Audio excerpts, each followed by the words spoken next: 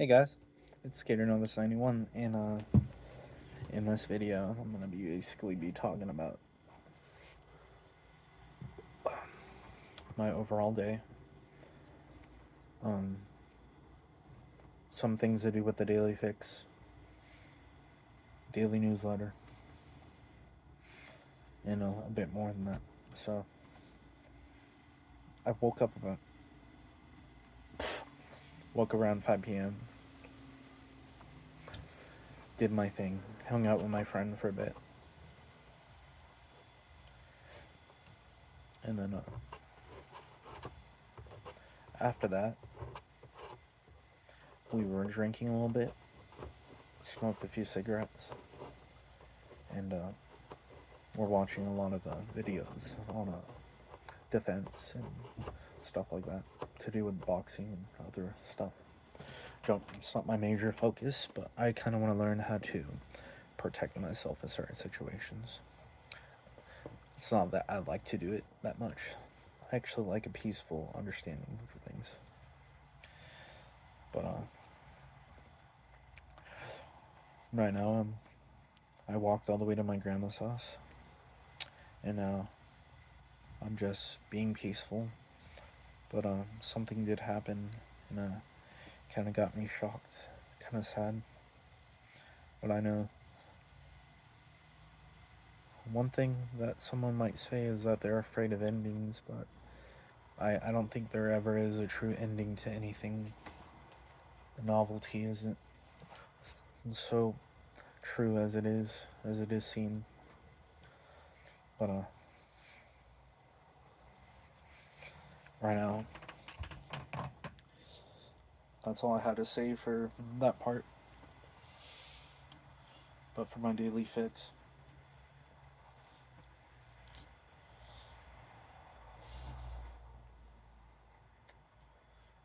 I wanted to talk about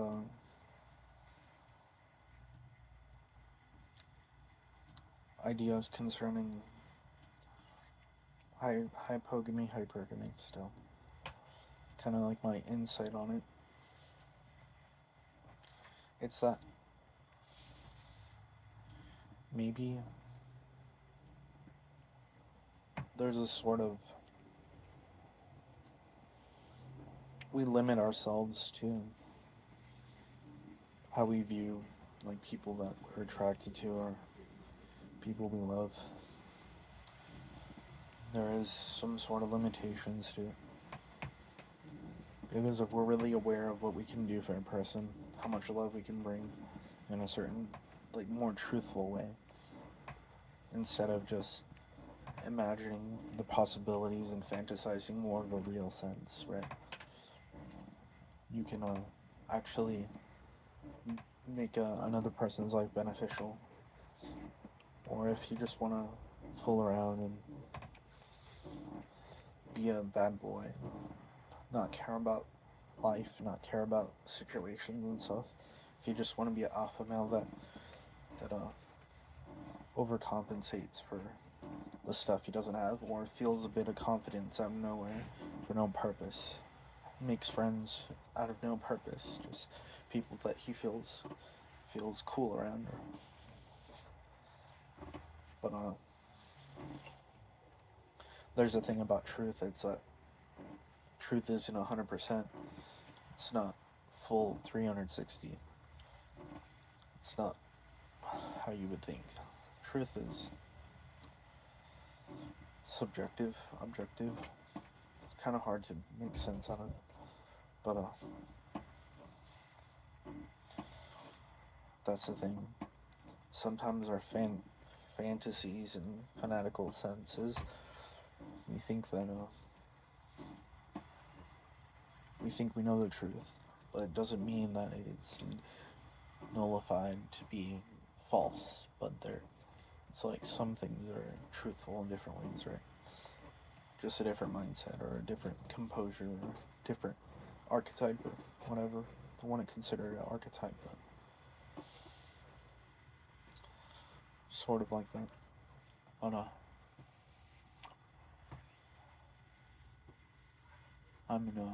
I don't know if this is like deep thought.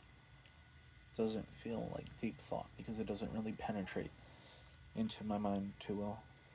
It's more like some sort of thought, very unique, not common like how I usually feel. Sometimes I have these issues with myself that I still need to fix, but I overthink it, or I automatically think to the point where it feels as if that it impacts me. But it's not.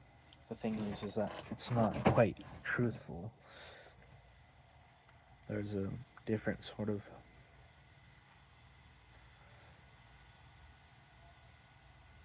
composure of which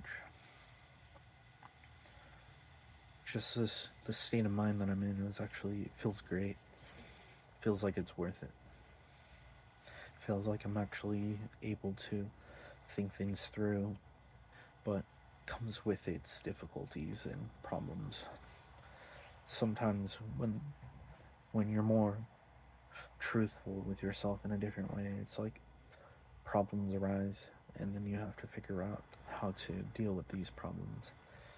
And you don't know exactly what to do because it's kind of difficult to ever think about it correctly.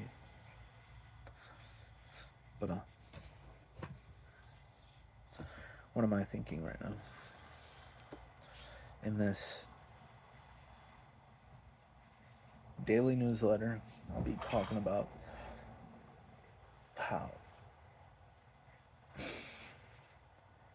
how to be who you really want to be without trying to think you're being a certain way in other people's point of view.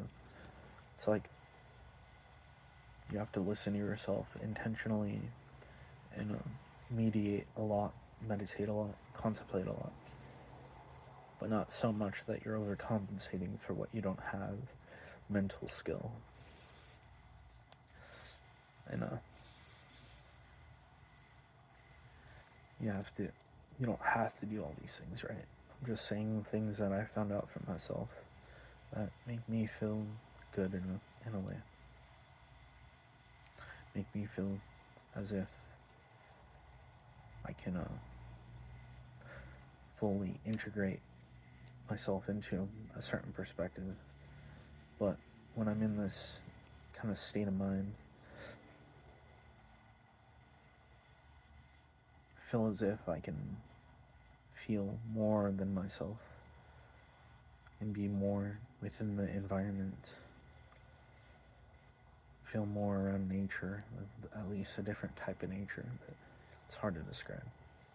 It's different. There's different flows, different natures, different perceptions, honestly. Yeah. Tonight was difficult. Mentally, a little bit. I'm probably just over exaggerating, but nothing ever truly ends, and it's not that our hearts contain completely. The people that are gone are not gone or somewhere else. It's that we are not the people that control over everything. We don't control over other people. We exist in such a way that it's very peaceful. It's very close to nature. It's not good or bad.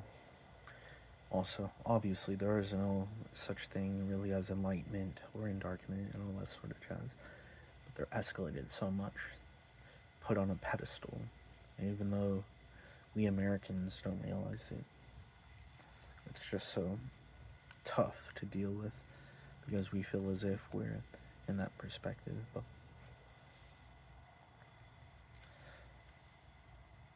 it's just, we gotta learn to really truly realize what is purposeful for us to think about.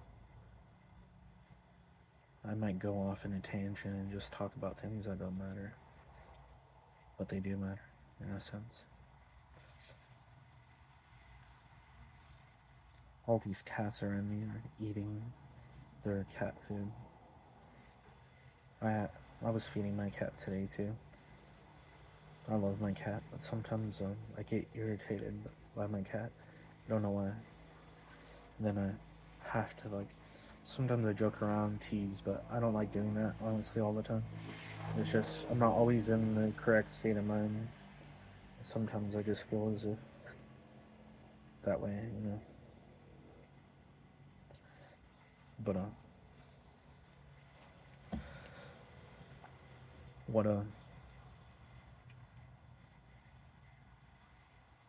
what are you truly after in a way that doesn't come from an exact place? You just assume that it does. So thus, you have to change your mentality, but it's difficult because sometimes things are really ingrained in us and we have to find a way to think differently.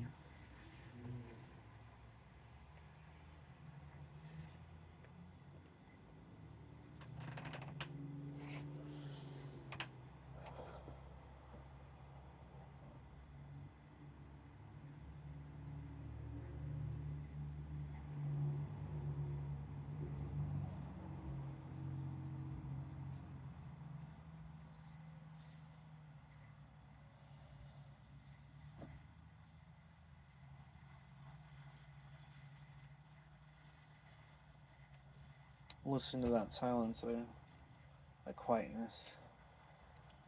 What does it do for you but help you find where you need to be? Find the moments.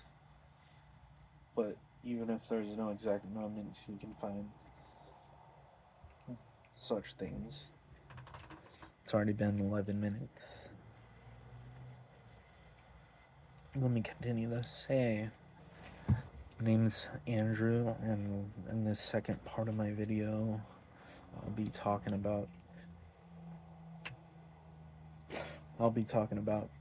um, love, um, archetypal state of mentality, and sort of self-development in a way. So what we feel, sometimes we call it love, but we feel it different with every person, with a girlfriend, with a family, with pets that we have, with what we're around in our world together. Feel as if that it helps this burning desire in us to change. It helps us come through.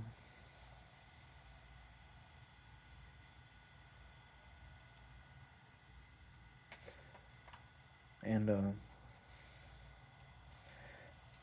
certain types of those point of views of how we feel love is actually intentional for us to see past peace, because peace is not exactly love.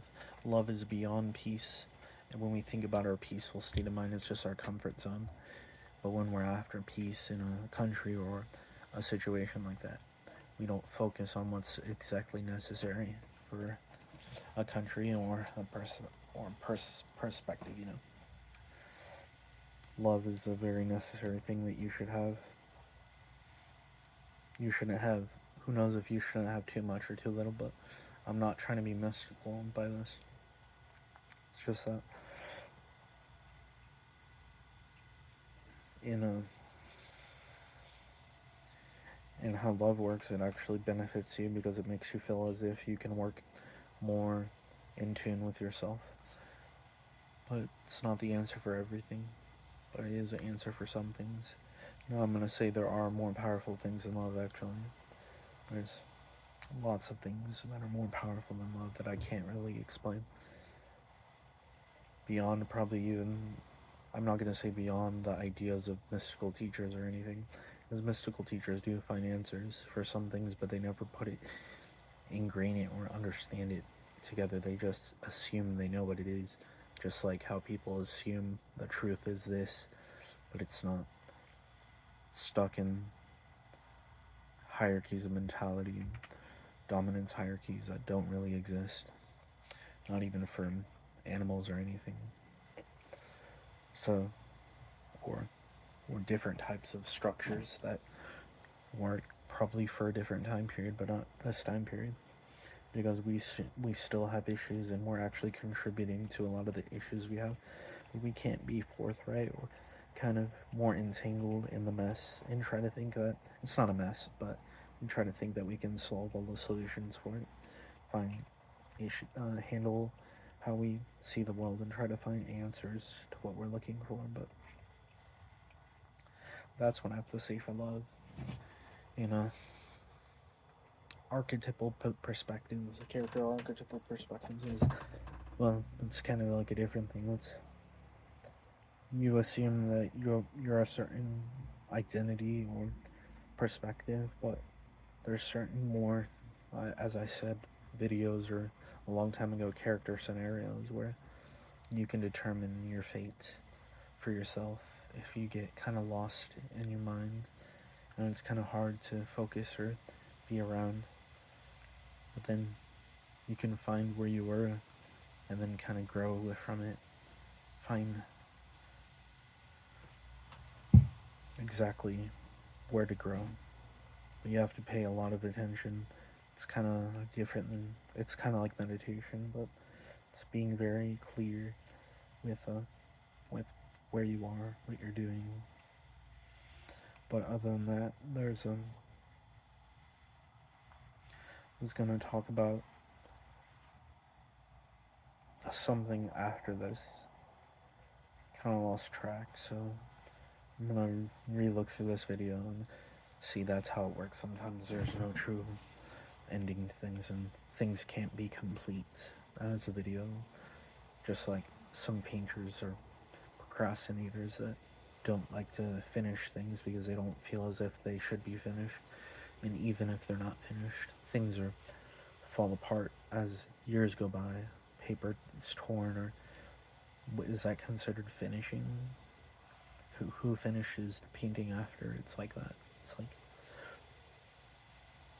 anyways, this was the second part of my video, kind of a little bit trippy in a way, but it's necessary for